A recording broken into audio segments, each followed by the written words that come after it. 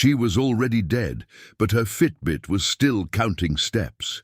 On the morning of December 26, 2015, the day after Christmas, a 911 call shattered the quiet of a residential neighborhood in Ellington, Connecticut. The caller was Richard Dabate. He was frantic, breathless, barely coherent. He told the dispatcher that a masked intruder had broken into their home, tied him to a chair, and shot his wife, Connie, in the basement. He said he had managed to free himself and burn the attacker with a blowtorch before the man fled. It sounded like a nightmare scenario.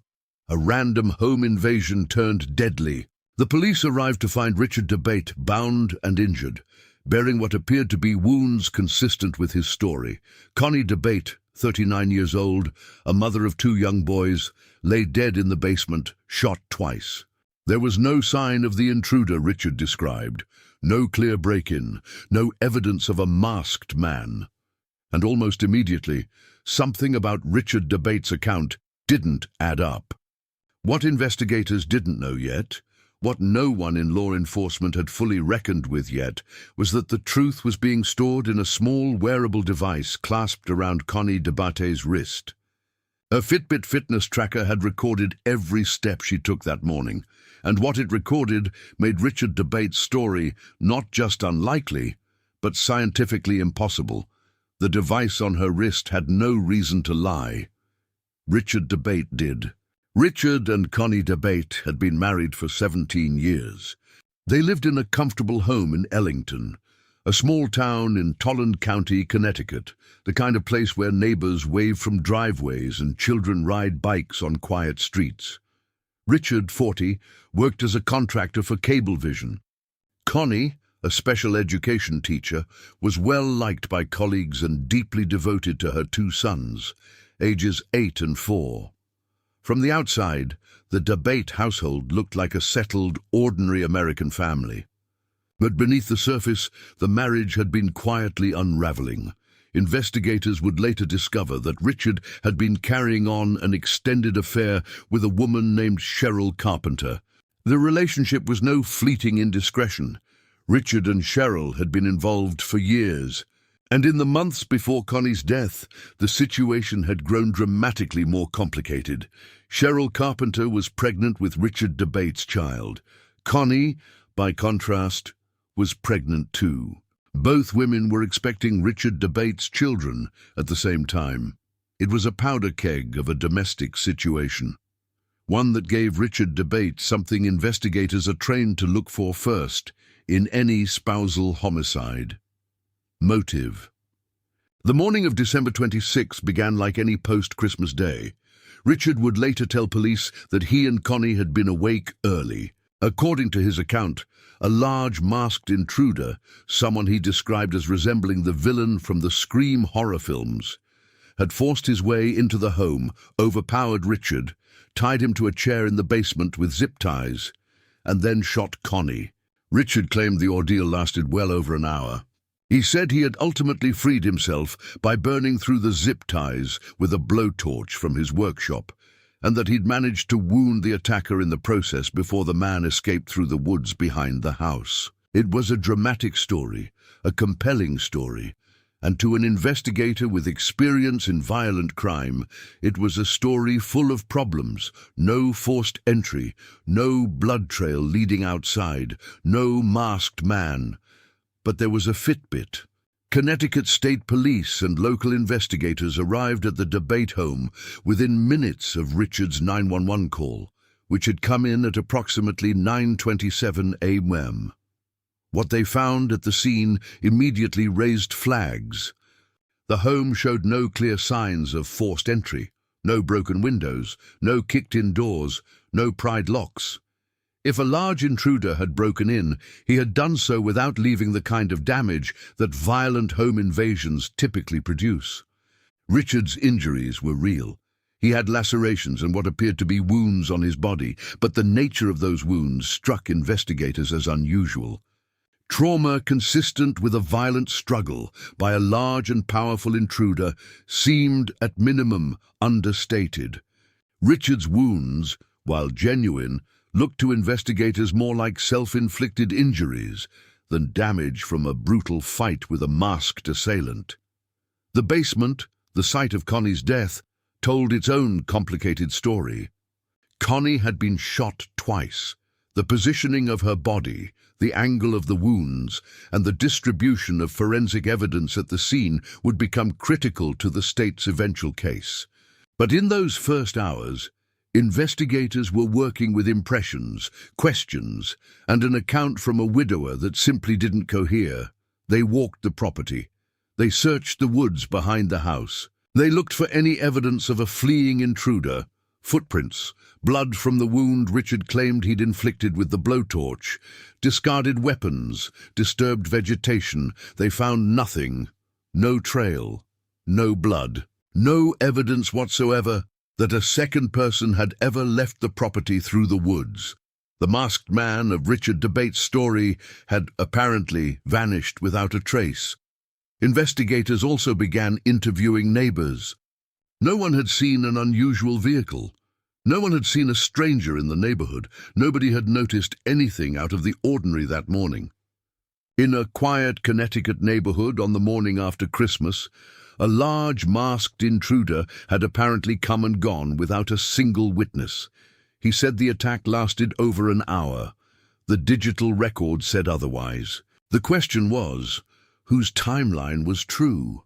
It was the kind of evidentiary breakthrough that, just a decade earlier, would have been impossible. Fitness trackers, wearable devices that monitor physical activity using accelerometers and heart rate sensors, were still relatively new in consumer culture in 2015. Most people thought of them as health gadgets, step counters, calorie trackers. What few had considered was that they were also, in essence, continuous personal data recorders. They logged movement, they logged time, they logged heart rate. They created a minute-by-minute record of exactly what your body was doing. Connie Dabate had been wearing a Fitbit the morning she died, and when investigators obtained the data from that device, what they found didn't just challenge Richard Dabate's story, it demolished it. According to the Fitbit data, Connie Dabate had been moving, actively moving, walking around, at 9:23 a.m. on December 26th. She had walked approximately 117 steps that morning. Her heart rate data was consistent with someone who was alive, ambulatory, and going about normal morning activity. The device registered movement at times that flatly contradicted Richard's account of when the intruder arrived and when the violence occurred. More damning still, the Fitbit data showed that Connie's movement and heart rate ceased at a specific time. The device recorded the moment, down to the minute, when Connie Dabate stopped moving, forever. And that timestamp, that cold, indifferent, digital record of the last seconds of a woman's life, did not align with Richard Dabate's timeline, not even close. According to Richard, the attack had begun early, around 9 p.m., and had lasted well over an hour. He described Connie being shot relatively early in the ordeal, before he had managed to free himself. But the Fitbit data placed Connie alive and active at times that, according to Richard's own account, she should have already been dead. The device had recorded her final steps. It had recorded her final heartbeats. And none of it matched what her husband had told police. She walked 1,217 steps that morning. The last step was recorded at a time Richard Dabate could not explain. The Fitbit data was extraordinary, but it was not the only digital evidence that began to accumulate against Richard Dabate in the months following Connie's death. Investigators, working methodically through the digital footprints left by the family's devices, made another discovery that proved equally powerful. Facebook activity records from Connie Dabate's account showed that she had been logged in and actively using the platform on the morning of her death. There were posts. There was activity registered at specific times. And once again, that activity occurred at moments that, under Richard Dabate's version of events, should have been impossible.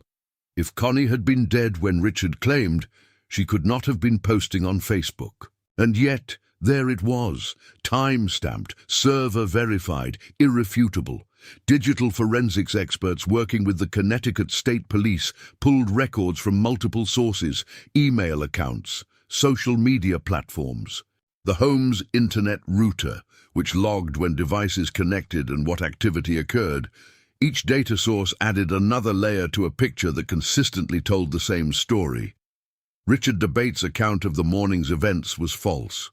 The digital universe of the Dabate household, the interconnected web of devices and accounts that most families barely think about, had been silently recording the truth.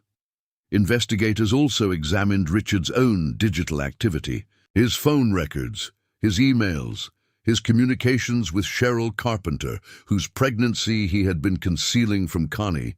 Those communications painted a picture of a man who had compelling, urgent, and deeply personal reasons to want his wife gone. The affair was long-standing. The secret pregnancy was a crisis point. Financial pressures were mounting. The life insurance policy on Connie Dabate, worth approximately $475,000, was not lost on investigators either. A dead woman, a secret pregnancy, $500,000 in life insurance, and a Fitbit that wouldn't stop telling the truth. Richard Dabate was not arrested immediately. The investigation moved carefully, methodically, over many months. Connecticut State Police and prosecutors were building a case that relied heavily on digital evidence that was new, legally complex, and needed to be airtight before it could be presented in court. The forensic analysis of the Fitbit data alone required consultation with technical experts and careful documentation of the chain of custody for the device and its records. During the months between Connie's death and his arrest, Richard Dabate continued to maintain his story. He spoke to media. He appeared publicly. He collected on Connie's life insurance policy. He continued his relationship with Cheryl Carpenter, who gave birth to their child. From the outside, he appeared to be a grieving widower navigating tragedy. From the inside of the investigation, he was the primary suspect in his wife's murder, and the case against him was growing stronger with every piece of digital evidence that analysts recovered. On April 19, 2017, nearly 16 months after Connie Dabate's death, Richard Dabate was arrested and charged with murder, felony murder, and making a false statement to police. The arrest came after a prolonged and meticulous investigation that authorities described as one of the first in Connecticut history to rely so centrally on fitness tracker data as evidence of a crime. Prosecutors announced that they had digital evidence placing Connie alive and active, at times inconsistent with Richard's account. They had the Facebook data. They had the Fitbit data. They had the insurance motive. They had the affair and the secret pregnancy. And they had a crime scene that, in the assessment of investigators, was more consistent with a staged domestic homicide than the random violent home invasion Richard Dabate had described. The case against Richard Dabate was, in many respects, a landmark. Defense attorneys recognized immediately that the heart of the prosecution's case rested on digital evidence, and that digital evidence, especially from consumer wearable technology, was largely untested in serious criminal proceedings. They challenged the Fitbit data vigorously. They questioned the accuracy of the device. They raised questions about how the data was obtained, whether proper warrants had been secured, and whether a consumer fitness tracker was a reliable enough instrument to serve as evidence in a murder trial. The legal arguments were not frivolous. There were legitimate questions to be raised about how Fitbit's accelerometer technology recorded movement, how timestamps were generated and synchronized, and whether the data could be definitively linked to Connie Dabate as opposed to the device simply being moved by someone else. Defense attorneys probed every technical aspect of the evidence, consulting their own experts and filing motions to suppress.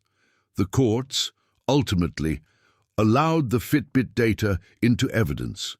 Judge Alexander Zygmunt ruled that the digital records were admissible, finding that the prosecution had adequately established the foundation for their reliability. The Facebook activity records were similarly admitted. The legal rulings were significant. They set precedents for how digital fitness data could be used in future criminal prosecutions, establishing that the data from wearable devices, when properly authenticated, carries evidentiary weight in a court of law. Prosecutors also presented evidence about the crime scene itself. Forensic analysts testified about the trajectory of the bullets that killed Connie Dabate, arguing that the physical evidence was inconsistent with the sequence of events Richard had described. The wounds on Connie's body, combined with her position and the location of physical evidence in the basement, told a story that prosecutors argued pointed directly to her husband as the shooter. Defense attorneys countered with their own interpretations, arguing that the forensic evidence was ambiguous and that the state was constructing a narrative around incomplete data. The defense said the Fitbit could be wrong. The prosecution said it was the most honest witness in the room. Richard Dabate's trial began in April 2022, more than 6 years after Connie's death, delayed in part by the complexity of the case, pre-trial legal proceedings, and the disruptions caused by the COVID-19 pandemic. The courtroom in Tolan County Superior Court became, for several weeks, a venue for a collision between old-fashioned murder investigation and cutting-edge digital forensics. The state's case was built in layers. Prosecutors opened by establishing motive: the long-running affair with Cheryl Carpenter, the concurrent pregnancies, the financial pressures, the life insurance policy.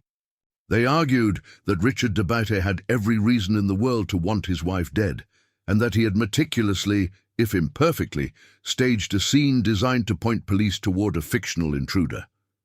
Then came the digital evidence.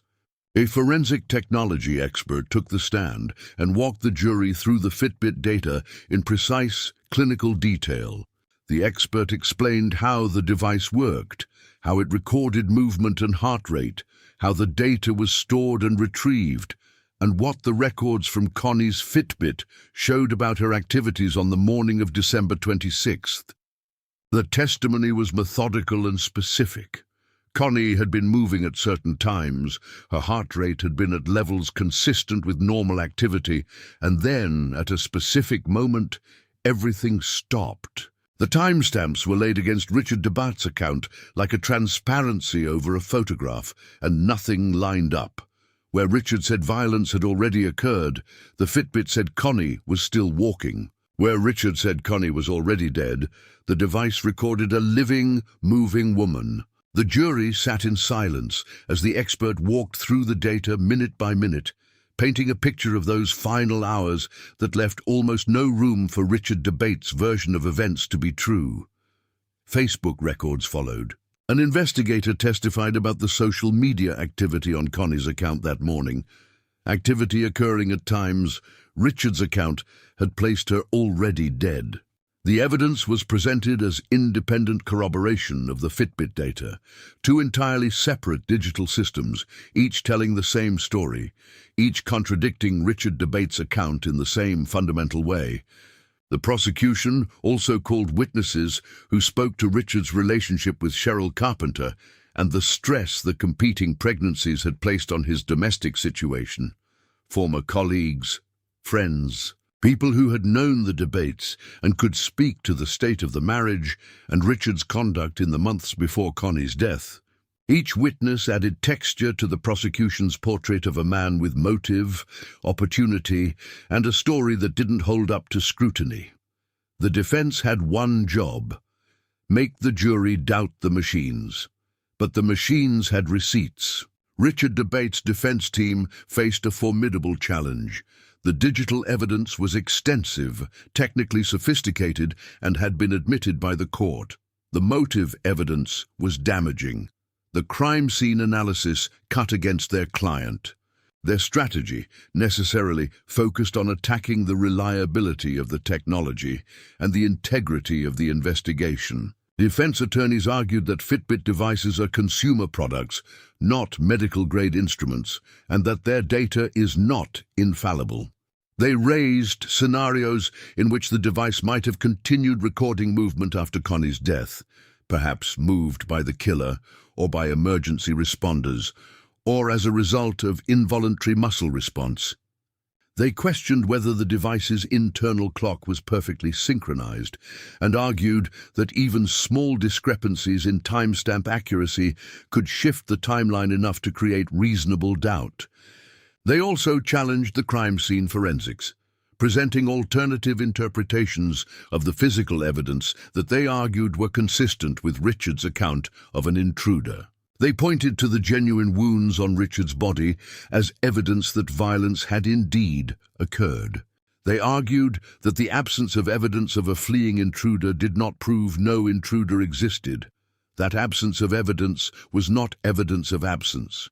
On the motive evidence, defense attorneys worked to contextualize the affair and the competing pregnancies, arguing that while the situation was complicated and messy, it did not prove that Richard had murdered his wife. Many people, they argued, find themselves in difficult domestic situations without resorting to homicide. The presence of motive, they insisted, was not proof of guilt.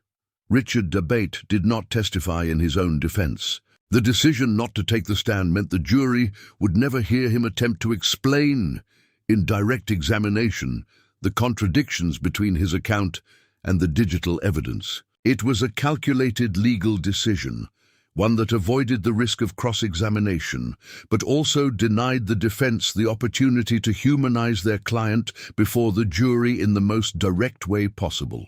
In closing arguments, prosecutors returned again and again to the digital evidence. They urged the jury to consider what it meant that two independent digital systems, a fitness tracker and a social media platform, had each independently placed Connie Dabate alive at times. Richard said she was already dead.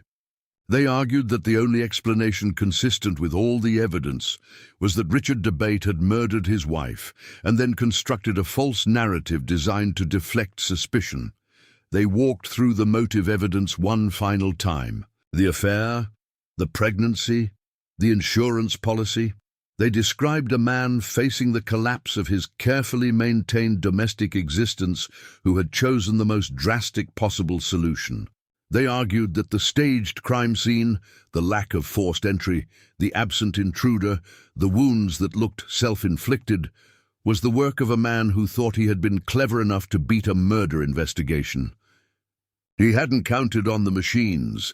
Defense attorneys, in their closing, made one final push on reasonable doubt. They urged jurors to be skeptical of technology, to remember that consumer devices are imperfect, to consider whether the state had truly proven its case beyond the reasonable doubt standard the law required. They argued that the prosecution's case was built on inferences and data, not on a single eyewitness, not on a confession, not on direct proof that Richard Dabate had pulled the trigger. The jury deliberated for approximately 10 hours across 2 days. They had boxes of digital evidence, forensic reports, witness testimony, and Richard Dabate's own statements to police. They had the Fitbit data. They had the Facebook records. They had a crime scene that told one story and a defendant's account that told a very different one. 10 hours. 2 days, and then 12 ordinary people reached a verdict that a fitness tracker had been pointing toward for years. On May 5, 2022, the jury returned to the courtroom and delivered their verdict. Richard Dabate was found guilty of murder in the first degree in the killing of his wife, Connie Dabate. He was also convicted on the charge of making a false statement to police, the lie he had told investigators on the morning of December 26, 2015, the lie that launched one of the most technically fascinating murder investigations in Connecticut history. The verdict represented not just the conclusion of a 6-year odyssey of grief, investigation, and legal proceedings. It represented the formal acceptance, by a jury of 12 citizens, the digital data from a consumer fitness tracker was reliable enough, specific enough, and damning enough to help convict a man of murder. The Fitbit that Connie Dabate had been wearing on her wrist, a device she had put on, perhaps, as part of a routine health habit, with no thought of its eventual significance, had, in the end, told the most important story of all. Richard Dabate sat in the courtroom as the verdict was read.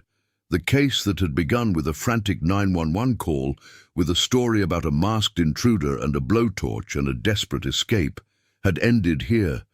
12 jurors had heard everything. The affair, the pregnancies, the insurance policy, the absent intruder, the digital timestamps, and they had reached a verdict. Connie Dabate had walked 1,217 steps on the last morning of her life. She had posted on Facebook. She'd gone about a morning that her husband had tried to erase and rewrite. The machines had remembered what he had tried to make the world forget. And in a courtroom in Tolland County, Connecticut, more than 6 years after her death, the record they had kept finally delivered something that Connie Dabate herself could not: the truth.